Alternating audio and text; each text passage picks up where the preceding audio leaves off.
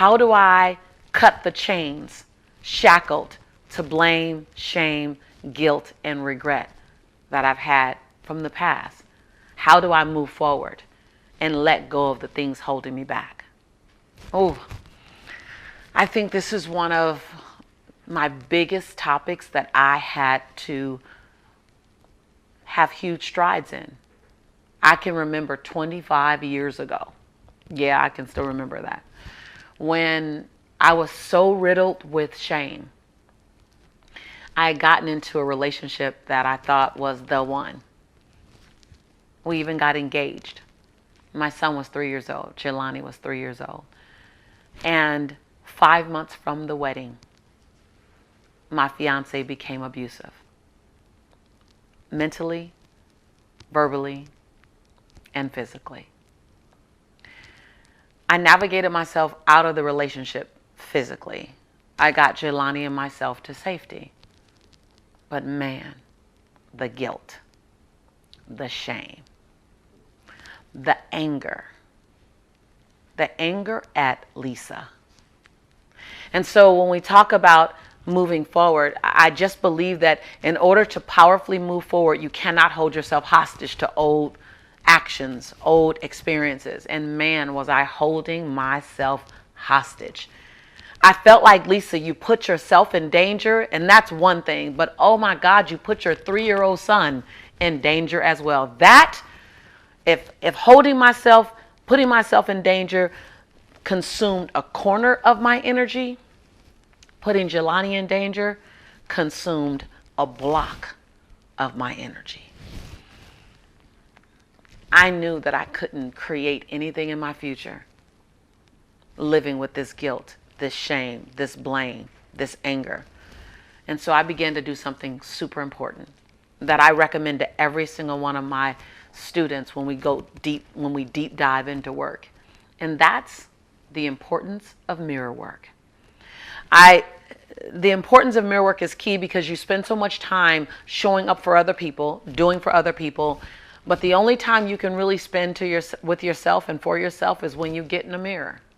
And so often we're dutiful. We're in the mirror, brushing our teeth, combing our hair, ladies putting on our makeup or doing whatever we're doing, and then we go.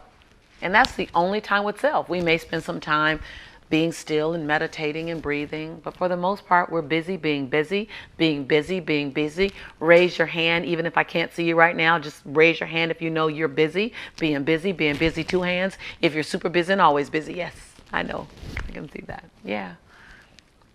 And I believe that I was trying to outperform my past. Meaning, if I can get these things really done, I can prove it to them that I'm not crazy. I can prove it to them that I'm not a slacker. I can prove it to them.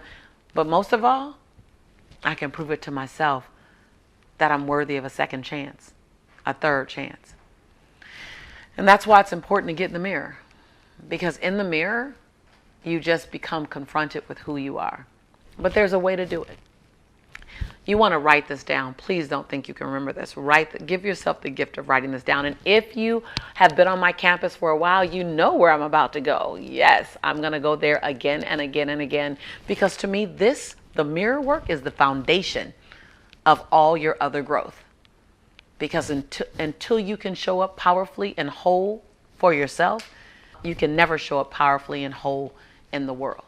So let's get you connected with you. So I recommend that you get in the mirror and you complete 3 different sentences. And those 3 different sentences are sentences of healing and release and celebration. So instead of telling you, I want to show you. I want to bring in a mirror to show you what I did to turn my crawl back into a walk and my walk into a run and to turn my run into a soar. I needed to learn how to release the shackles of anger toward Lisa, shame and blame, regret. I needed to give myself permission to be with me in a healthy way. And I believe that mirror work is one of the most powerful ways you do that. So you're going to complete 3 different sentences. The first sentence, you look at yourself and you complete the sentence, I'm proud that you. But you say your name. Now, first, I want you to look at yourself as if you were your best friend. Because you'll look at your best friend with more compassion, more grace, more ease than what you normally look at yourself with. When you look at yourself, you have judgment, ridicule. You're judging your skin, you're judging your eyes, you're judging your decision.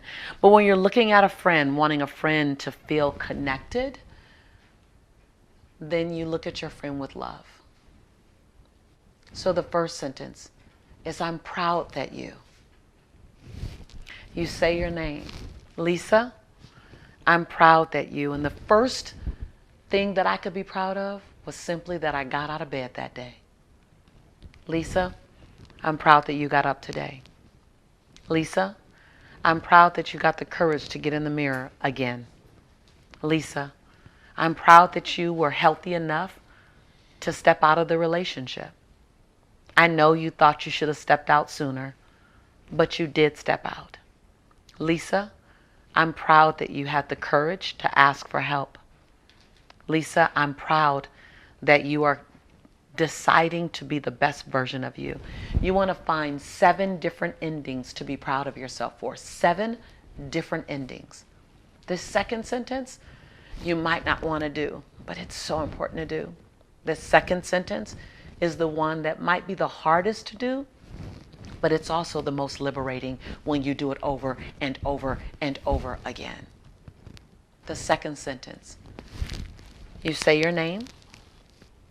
Lisa, I forgive you for. You want to forgive yourself.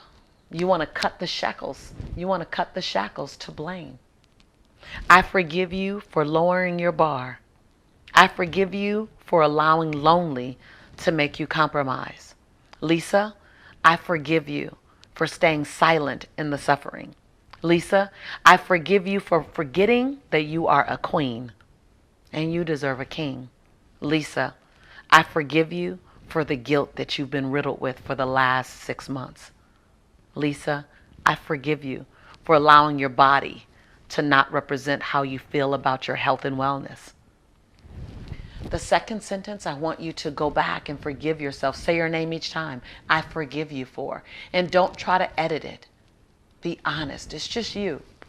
I normally do this exercise in the bathroom with the water running so that I can be boldly honest. In the last sentence, make a new commitment to yourself.